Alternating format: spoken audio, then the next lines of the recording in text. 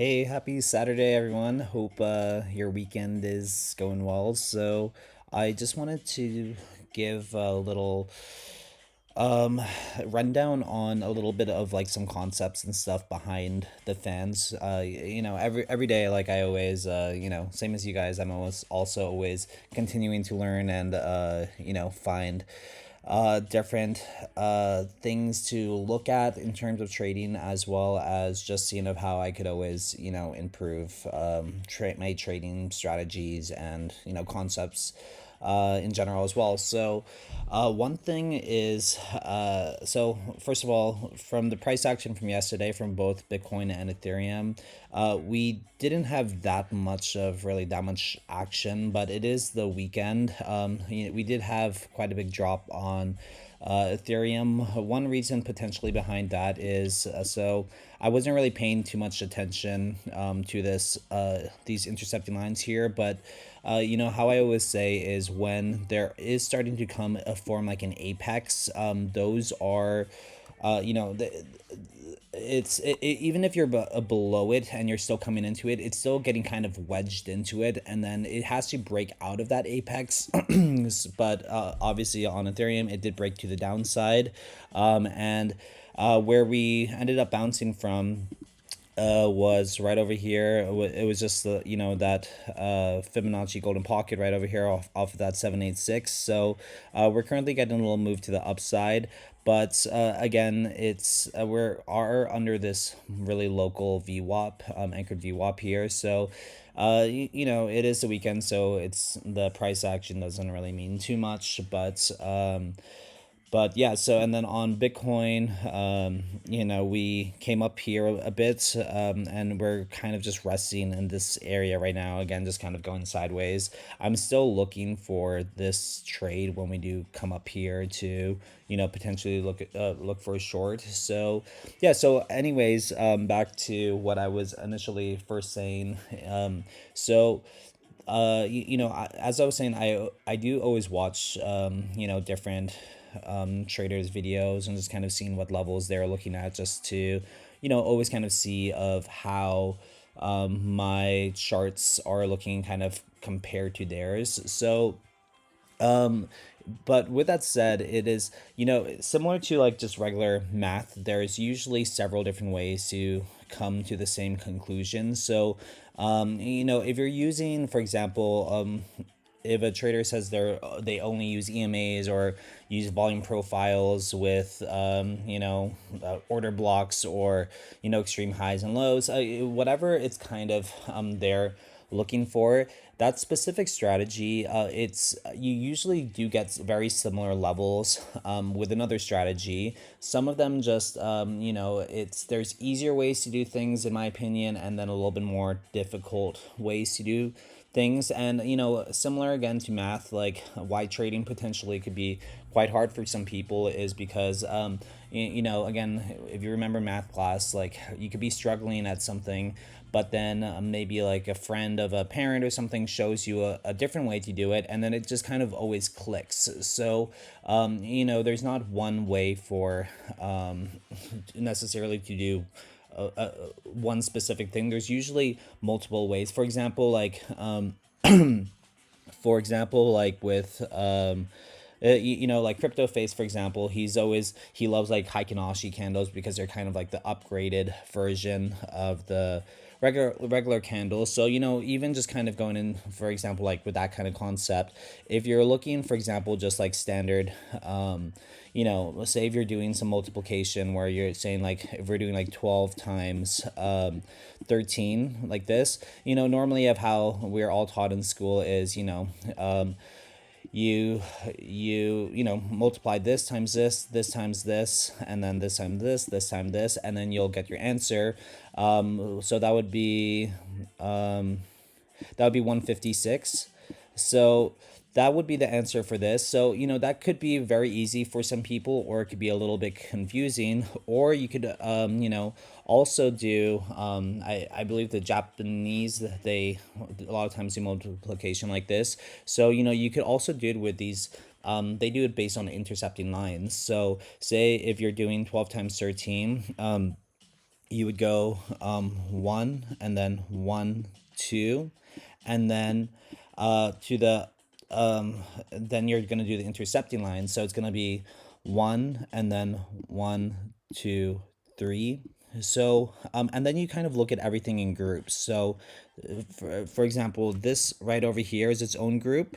This over here is its own group, and then right over here. So then you add up all these intercepting lines. So you have one, two, three, four, five, six. So that would be six. And then right over here, you'd have one, two, three, four, five, which would be five. And then right over here, you have one intercepted line. So one, that would be one. So as you can see, it's both the same answer, 156. So that kind of, again, it's just like one is a more visual way to do something. And in my opinion, potentially even gives less room for error, because when you're doing, multiplication like this, you are still kind of doing your times tables in your head. But with this, you're doing very simple addition to do your multiplication. So, for some people, this might be a lot easier to do, which is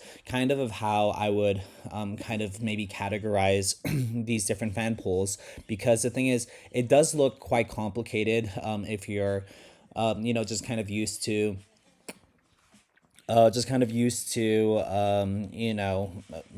Doing looking for like daily levels and order blocks, naked point of controls, and things like that, because again, those are usually very static lines across your screen, so they're very just straight. They're just like here. You're always looking for kind of like very static levels.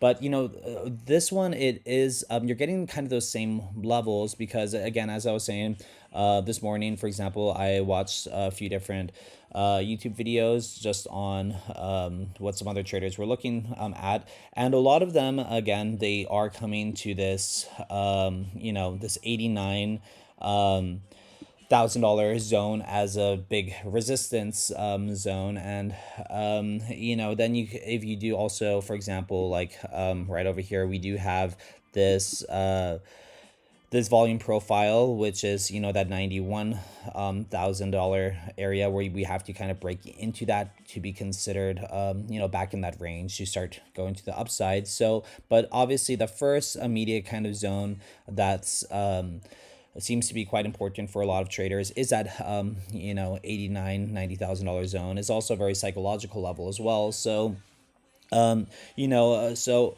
with that, they can be potentially looking at, I'm not really sure what they were looking at. I always usually skip through the videos, just kind of seeing, the highlights of it. But again, with these intercepting lines, you can see again that we have a macro line coming from quite far back. This specific one is from over here, and the nice thing with these resistance bands, again, is you can leave these levels on for a long time. Like I've had this on there for about a month, and and then this fan pull from over here I've also had on for about a month. And so those are kind of just again, it breaks your trading area kind of into a grid like scenario, where you generally don't want to be trading at these dead zones. You want to wait till price comes to one of these different lines before looking for potential trade opportunities. So it keeps you out of a lot of headache, just because again, if you are taking a trade in the middle of it, it's kind of think of it as you're in the middle of a range. It's you're gonna have to use lot larger stop losses, and it is kind of flipping a coin. So it is better to wait until it gets to either a top of a range or bottom of a range to look for a trade. So yeah, so that's kind of something I just kind of want to bring some light to, because again, there is multiple ways to come up with the same levels. And as I was saying on Bitcoin, for example, I'm really looking for these intercepting lines to be hit. But one thing as well is, again, like as you do get a little bit away from where lines are intercepting, because again, there is time and price that's kind of, moving. Give me one second. Let me turn this off. Sorry about that. So as I was saying that, as price is kind of continuing to move, and time is passing, obviously price will be not able to hit right at those intercepting lines, so you're going to be meeting somewhere else, so potentially at these intercepting lines, so that heavy area to break through would be, if we continue to range more in this area, it would be, coming down a little bit to that $88,000 zone, because again, one idea potentially to kind of keep in mind is, like, if you do come down really quickly to a level and then you have a really quick bounce, it is showing a lot of strength because there's a lot of buying pressure. However, if you're kind of just ranging around, it is showing less strength, for the most part, because you don't have that a lot of buy pressure, people ready to just push the buy button, and it's kind of skyrocketing price up. So again, with that, you're kind of like, you might go not as high before you start reversing back down. So yeah, so again, that's really why I do prefer these resistance fans over a lot of other things, as well as just for the fact that I think it just makes your TA a lot more simplified, because you do have the same levels, as most traders are looking at, but the way they got to those levels could be a bit more complex. And again, it's a big thing is just like, also, you don't want to have uncertainty when you are coming to a level, because it is always nerve wracking if price is coming to a level, and you're not really sure if you should be taking a trade, because and then you're gonna start doubting yourself, and then you're gonna just you're not gonna stay in the trade. Potentially you're gonna just like cut the trade if you have a $5 profit, so to say, or it might go past your stop loss where you had your mental stop loss initially, and then you're thinking it's going to be crashing, and it's just a way to kind of wreck yourself. So yeah, so that's kind of really just why I prefer this kind of layout, just because again, it does give me kind of like different areas of floor areas or roof areas, so to say, to look for, because if we're coming up over here, I'm always kind of a little bit cautious, because I mean, there's a white line over here, and it does mean that we might have some resistance there. If we're coming to this area over here, I'm seeing this anchored VWAP from this a whole move down. I'm seeing several different intercepting lions. So obviously I'm not going to be looking for a long ride over here. I'm going to be prioritizing shorts. But if we do break past that, and then we're kind of resting on top of that, then I'd be looking for a long, potentially more to the upside. And that's also why I do have a lot of these different anchored VWAPs. The reason I really like them is just because I kind of use them as like more, I would say, like dynamic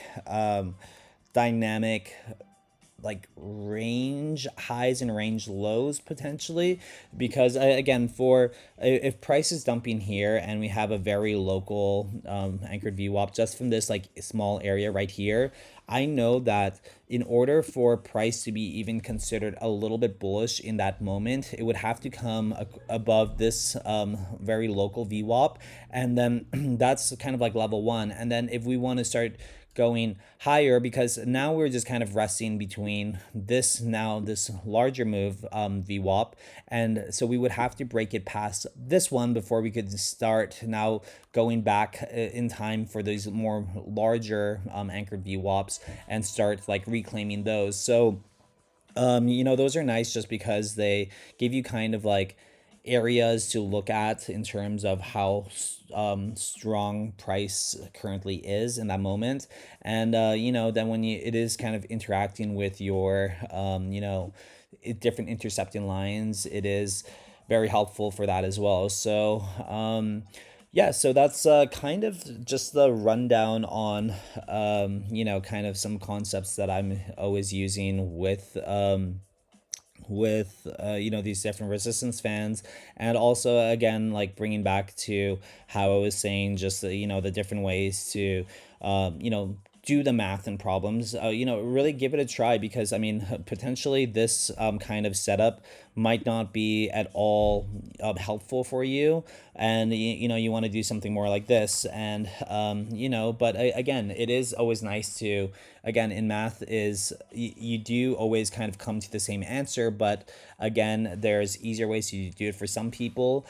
But the thing in trading is, you are, based on your different strategies, math will always be kind of summing up to the same answer. But in trading, since there's emotion, there's greed and fear and stuff, you're kind of always doing estimates to that area. That's why you a lot of times have different zones, because again, it's when you're coming up there, people might be like, oh, it's about to touch it, I'm gonna front run it, everyone starts selling, or it goes past it. So again, that's why you're kind of always looking a little bit more in zone areas. But the trick is really just trying to see what is the most accurate for yourself. And as I was saying, for myself, I prefer this kind of setup where it's very like grid like, because I know when price is coming to an area, it's it's just, it makes it very simple for me to, I could pull these different fans out very quickly, and have a lot of confidence in them. So a big thing again is just, whatever you're doing, have confidence in that strategy, so that you can stick to your plan, and not get in trades, out of trades very quickly, and just kind of being all over the place. So yeah, hope that helps you guys. Let me know if you guys have any questions in the comments. And yeah, enjoy your guys this weekend.